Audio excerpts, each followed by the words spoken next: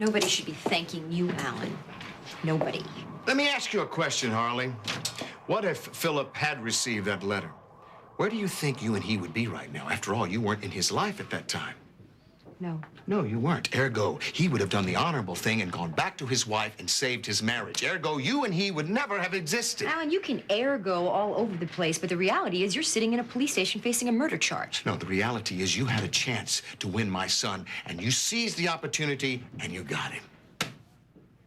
So what, are you taking credit for this? Well, I do feel partially responsible, yes. You think that I am going to be grateful to you for your rotten scheme? You're more delusional than I thought.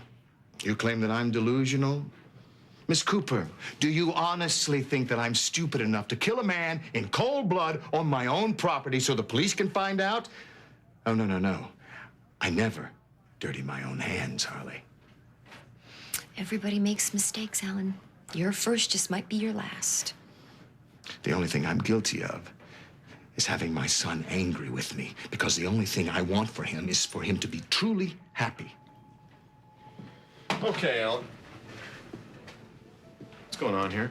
Well, in the grand scheme of things, nothing. Harley, who said you were allowed in here? Oh, Detective Cooper, she is my guest. Why don't you put her on my bill? Don't worry about it, Alan. We're through with you for right now. Well, it's been swell. You know, one of these little days, you're gonna take a nice little trip to the moon. And it's not gonna be on a rocket. Diving team just called in. Okay. What do they say? They found a gun in Spalding Pond. All right, I'm on it. Harley, don't even think about it. What? You're not tagging along with me, do you understand? Hey, I don't have to tag along with you. I am welcome at the Spalding house anytime I want to go there. Fine. Unless, of course, you're planning on keeping me here for questioning. I mean, I am a suspect, aren't I? That's what you said last night. You know what? I should just lock you up on general principles.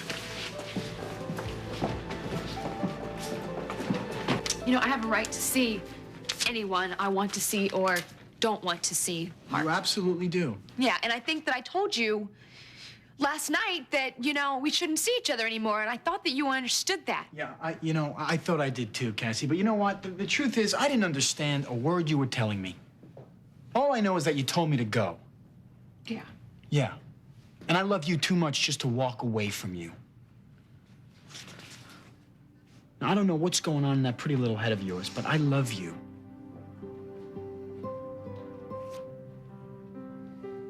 Look, you know, sometimes love just isn't enough, you know, and things happen in people's lives, and... Didn't I just say I understand that? I know you understand that, but you're not listening to me, because I need space right now. You know, I need some space. Don't give me I need space speech, because I'm not giving you any space.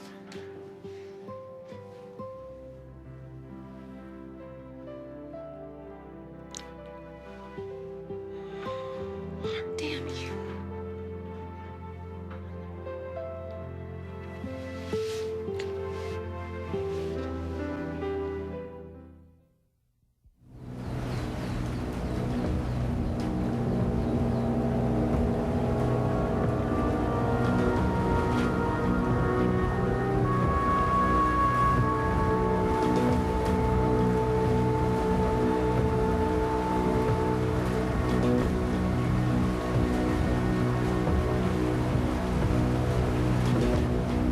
I won't give up.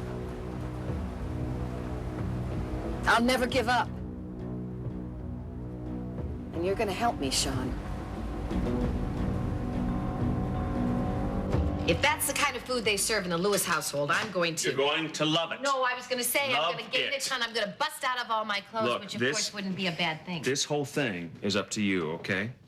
You want to move into my house, be with me and my kids, you're going to have to learn this. Reva chows down on ribs. She does not nibble on finger food. You have a big backyard, right? Yes. Maybe we could throw a couple cows back there and raise them for ribs. Dig into Michael's medical bag and... Okay, all right. Clearly you have Reva's sense of humor. That's a good thing, but you just put it on hold for right now, please. Can we concentrate on the family? So I can't find anything funny, is that it? I can't laugh at No, it's anything? not that. We just don't have time for it right now. I feel like I don't even have time to do anything but get you ready. I'm ready. I'm ready for anything. What about you? back off. Let's just concentrate on what we have to do, okay? I'm gonna have to skim over a lot to cover. Whatever turns you on. I want to talk about my brother a little bit. Billy. Yes, we've already said some things about him, but I want to get a little more specific, okay? Now, he is a hell raiser.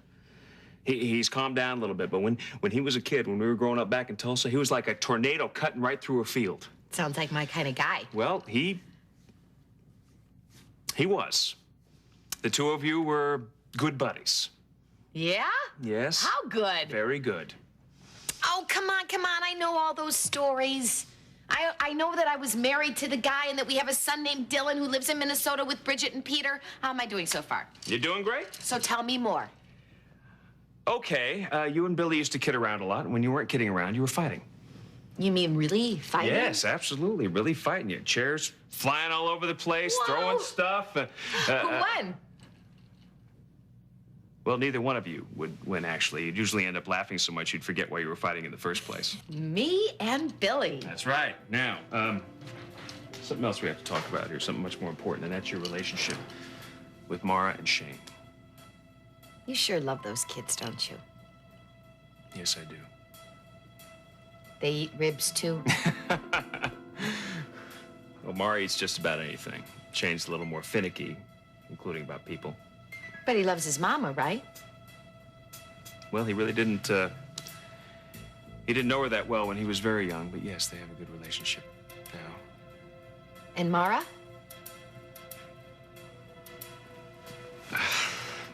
Mara and Reva had a wonderful mother-daughter relationship. They would breathe and think the same way. They even would finish each other's sentences.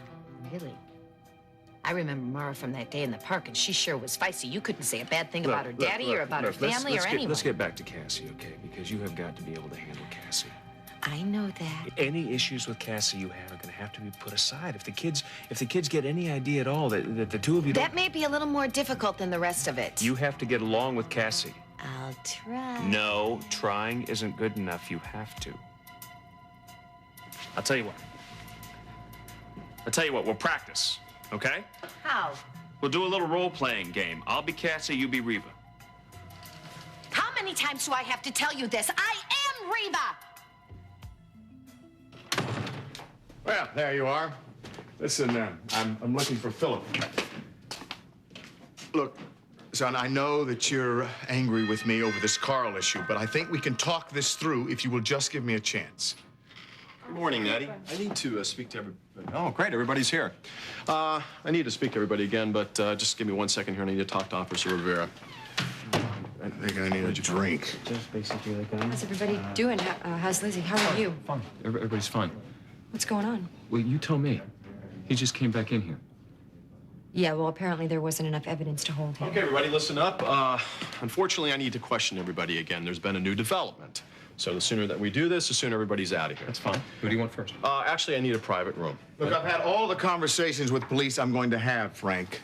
You'll do exactly what Frank tells you to do. Look, if you want to talk with me, you'll go through my attorney, all right? Because I'm going to bed. Not just yet, Alan. Look, you just released me, Frank. Well, that was before we found a gun in your pond. A what? Does that come as a surprise to you, Alan? Indeed it does, Frank. But gee, I wonder what the odds are that we'll find out that that gun is registered to you. Or that maybe it's even the gun that you say that Carl took from you the night that you were guarding him. Remember the night you said he overpowered you? What's your point, Philip? I think it takes a genius to figure out that if Alan and Carl were working together, maybe Carl never got the gun. Maybe you took the gun and stashed it so that you could use it last night. Why are you doing this? We'll determine the ownership and registration of that gun soon enough, but the most important thing right now is the ballistics report to see if that gun indeed was used to kill Carl Stevens. If it was, the gun was stolen, Frank, by Carl. He presumably kept it to use against the person who was going to kill him, who got the gun back and shot him. It doesn't take a genius to figure that one out either. All right, enough. I didn't want this to have to come from me. But last night, when we were out looking for Carl, I happened to glance over at the pond, and I saw somebody over there.